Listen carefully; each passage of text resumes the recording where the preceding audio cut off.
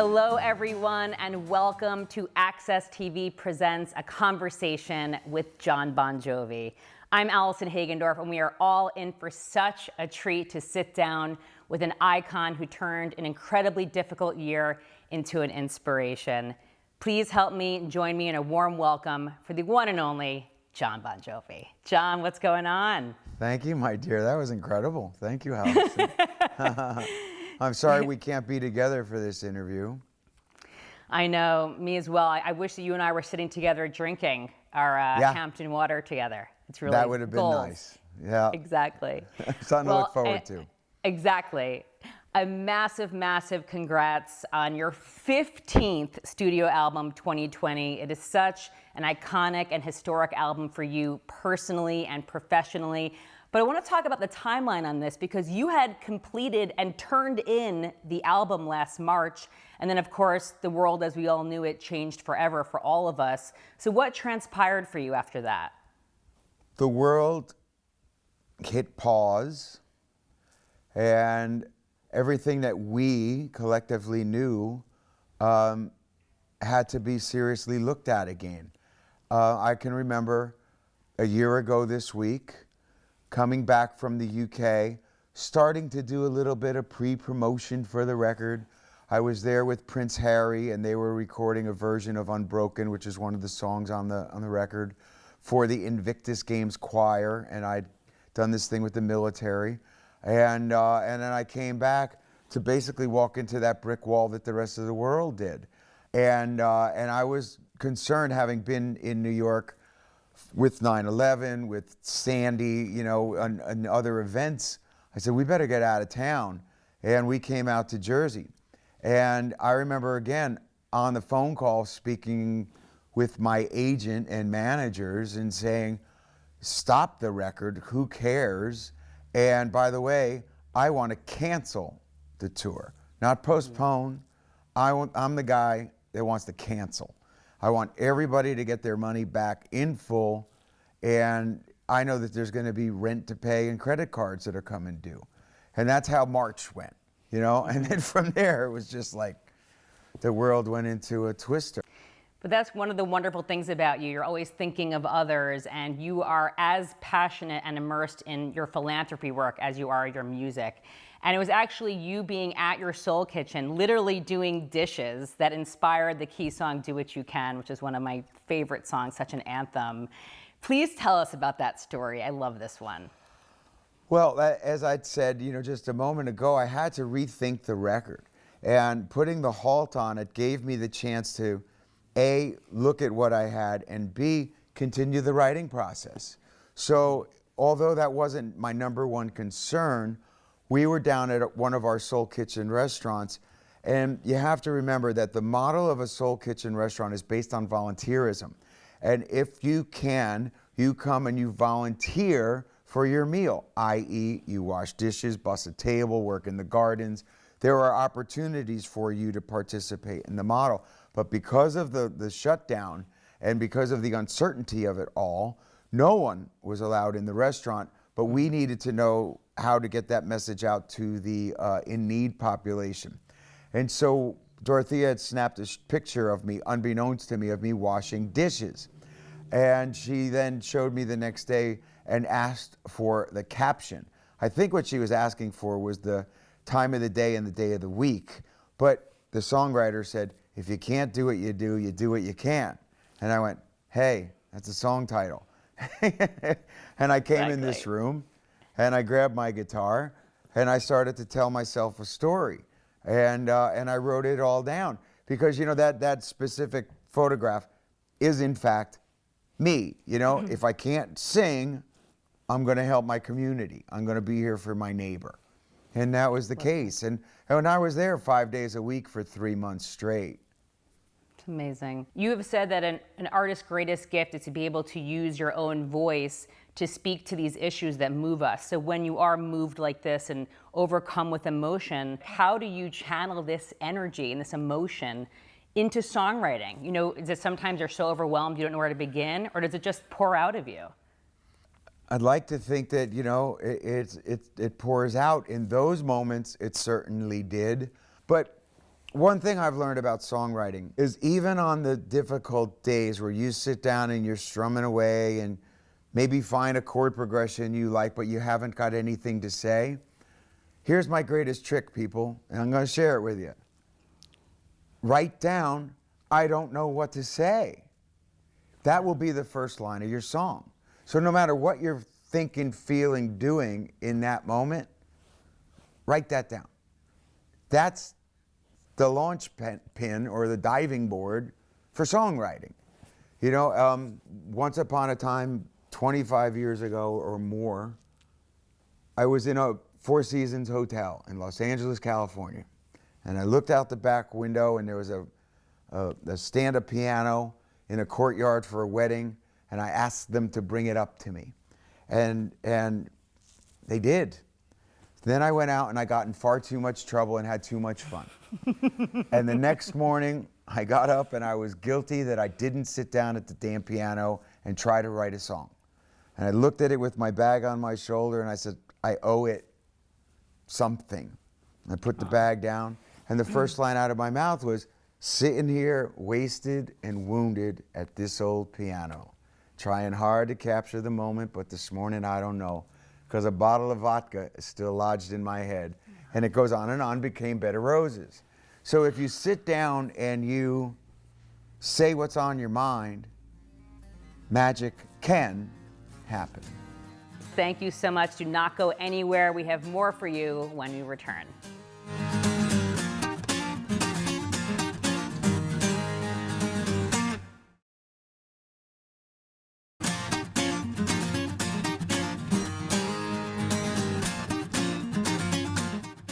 Welcome back, everyone. When fans hear 2020, the album, what do you hope that they feel or they take away from it?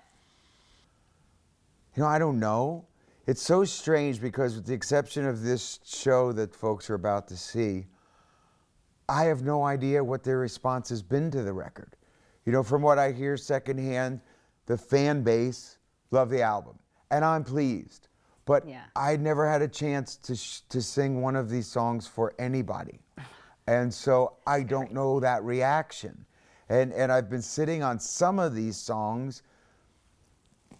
Blood in the Water was written in August of 18. So we're going on close to 3 years, you know, 2.5 solid years. And no one had, you know, I hadn't seen that interaction yet. It's a strange vacuum, this album. Yeah. What I'm hoping people see is this was a moment in time. This, like I said, this is a record of we the people. This was a moment in time. I think that there is some heavy topics, obviously. There are some emotional songs, and there are some spiritual songs. You know, Let It Rain is about clearing the air and moving on, and you know, let judgment be put aside, let differences be mended, let us see that middle again. I think there's a lot of emotion in this record. There's not a Moon, June, and Spoon rhyme scheme on this record. Right. There's not a put your hands up and shake your booty.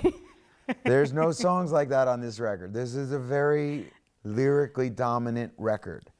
And that's what I set out to do.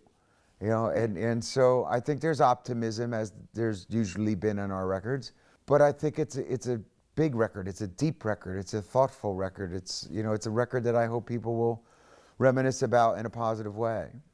You've said that songwriting is the closest you will get to immortality. How do you continue to be so prolific after writing for nearly 4 decades, by the way? That's insane. Yeah. It's pretty remarkable. Well, it's what I love to do. It's you know, what I'm good at.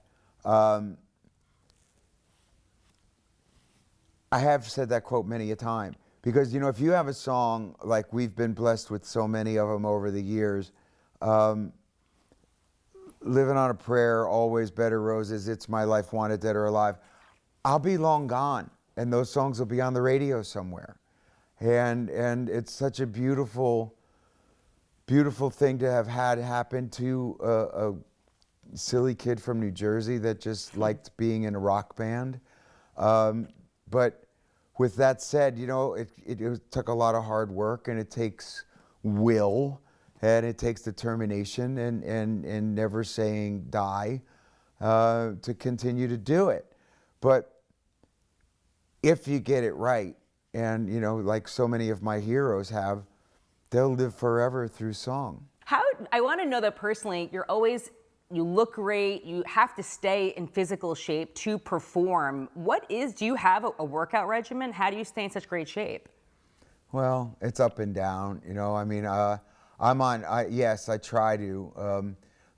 I'm getting a little older, you know. After 50, it isn't as easy as it used to be. But I'm very athletic and active and do everything. But at 59 years old, every single day of the week, I still take singing lessons. I vocalize every single day. And I got that from Tony Bennett. And Tony was like, yeah, I have singing lessons every day. He's well into his 90s. Tony sings every day. Every day. And I said, oh. Well, yeah. You know, and I do. And then I go over to the studio, and I typically do 2 shows a week for an audience of none. And I'll plug my guitars in, and I will sing a full show just blaring through monitors. So if I could, I could play the Garden tonight. You know, I could walk into the Garden tonight. Thank you so much. Do not go anywhere. We have more for you when we return.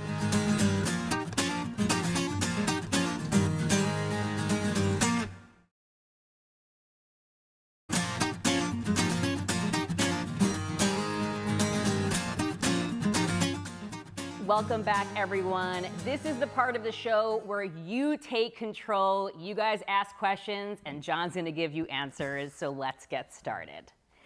First is from Valerie Brown. In all of your years of touring, what is your most memorable moment on stage? That's impossible, Val. I mean, how many over nearly 40 years? There's so many I can remember. The first time we played the Garden, 1983, opening for ZZ Top before the first record came out. We were about to start the very first song. The crowd is being polite.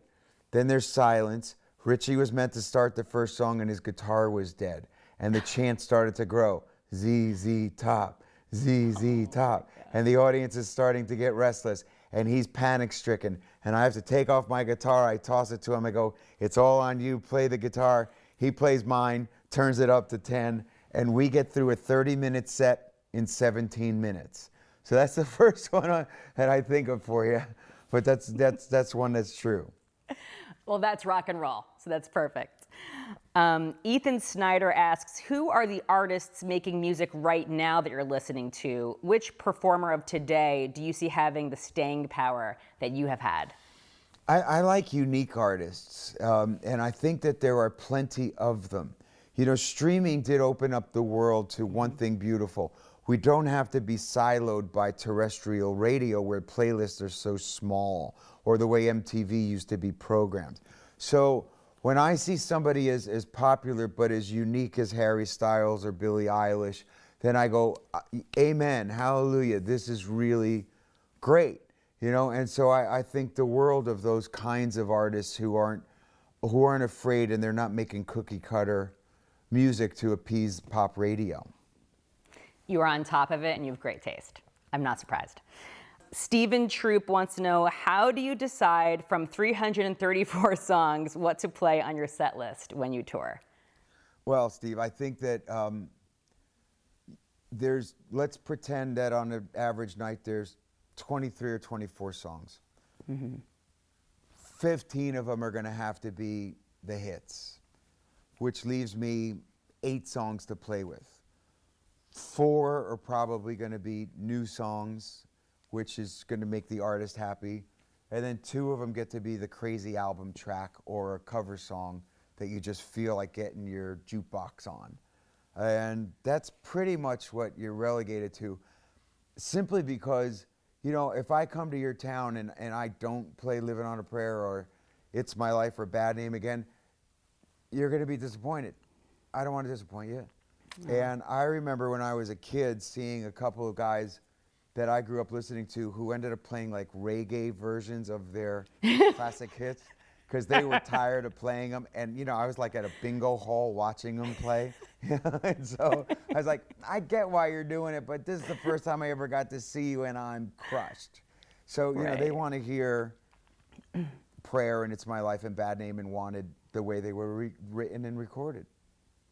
There is a total art to creating the set list. I respect that. I love that so much. The last fan question is from Deborah McLean. If you can go back and tell your 18-year-old self anything, what would it be and why? There was a period in time when I got physically and mentally really burned out. So I think if I could have told the 18-year-old, relax, it all will be okay if you need to take more breaks. And by the way, enjoy yourself, because you know the only way you're going to relax is if you truly have fun doing it. You know, that doubt that enters eventually in any real artist's mind or heart. You know, did we get lucky? Was it a fluke? Am I actually any good? Am I worthy of putting my record on a shelf in a record store next to the greats? That's, you know, those are the things that would gnaw at me. And I didn't have as much fun as the band did. I didn't enjoy Slippery When Wet as much as the guys did. But if I didn't have the drive that I had, you know, they wouldn't be here with me, you know, and that's just kind of the magic that made it all happen. Right. It's about enjoying the process. I love that. Well, guys, thank you so much. Do not go anywhere. We have more for you when we return.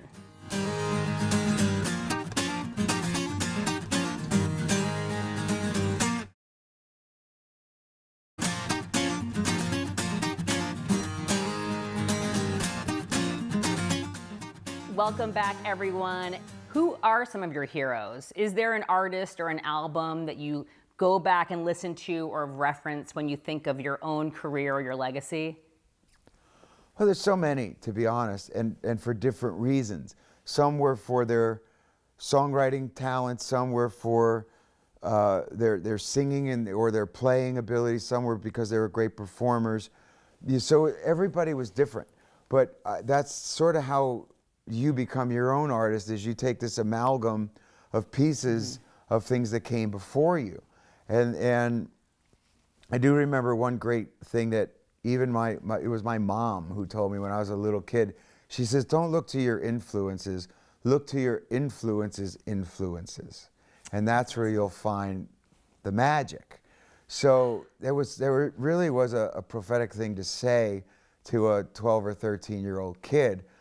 It didn't mean I was drawn to the influences, especially at the time, but it stayed with me.